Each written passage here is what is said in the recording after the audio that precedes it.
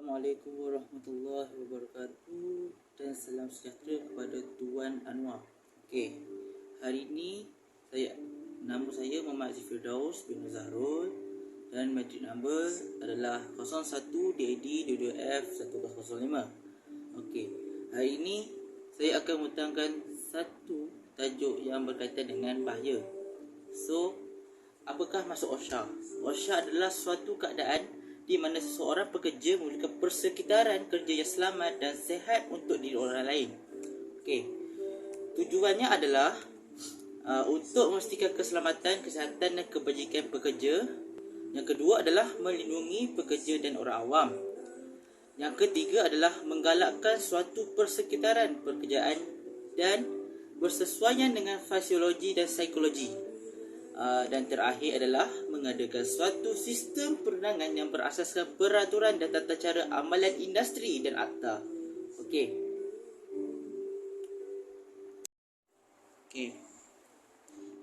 Hari ini saya juga akan memberitahu bahawa gambar yang diberi adalah untuk mengenal pasti 10 bahaya yang terdapat di gambar ini dan cara penyelesaian yang lebih mudah untuk kita atasi daripada perkara-perkara yang tidak sepatutnya berlaku. Okey. Yang pertama adalah yang saya lihat adalah broken window atau tingkap pecah yang terdapat di bahagian katil. Okey. Caranya adalah kita seharuslah menukarkan tingkap itu kepada yang baru supaya ia lebih selamat dan tidak dimasuki apa-apa haiwan macam haiwan berbisa dan lain-lain lagi lah. Okey. Yang kedua adalah apa yang saya lihat dapat bahan api di atas meja macam lilin, terdapat lilin dan terdapat macam minyak petrol ke dan sebagainya. Oleh itu caranya adalah kita haruslah meletakkannya ke dalam bilik yang tertutup.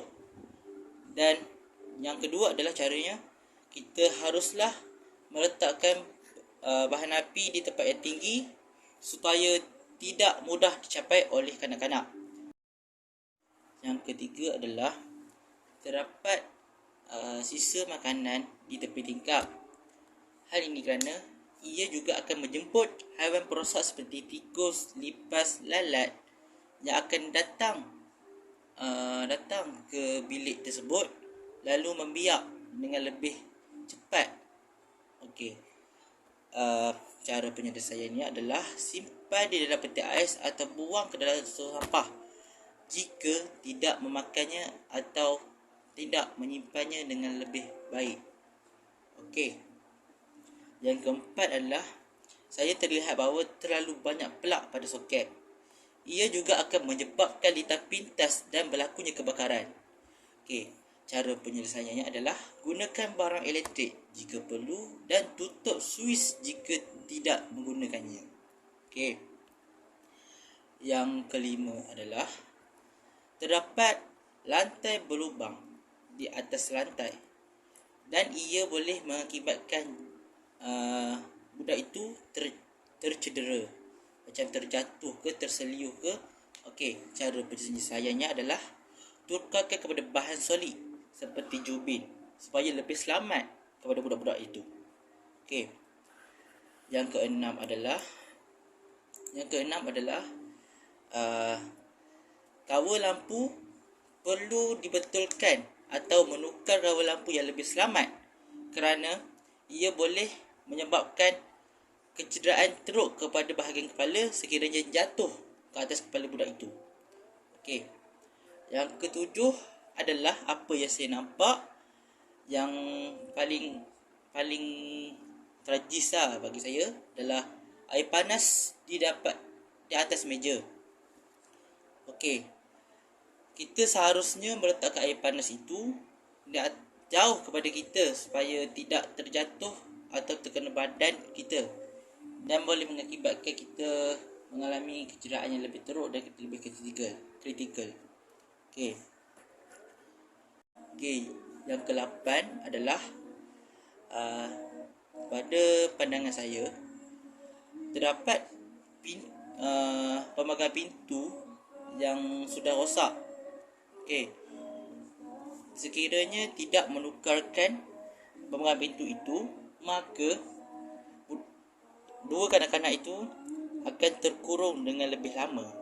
Dan jalannya adalah kita seharusnya menukarkan pedal pintu kepada yang baharu dan lebih selamat digunakan kepada kedua-dua anak itu. Okey. Yang ke-9 pula, apa yang saya lihat adalah terdapat haiwan peliharaan yang menggigit wayar. Oleh itu, caranya adalah kita seharusnya meletakkan haiwan itu dengan selamat dan tidak berdekatan dengan benda-benda bahaya seperti wayar dan boleh mengakibatkan lintas pintas. Okey.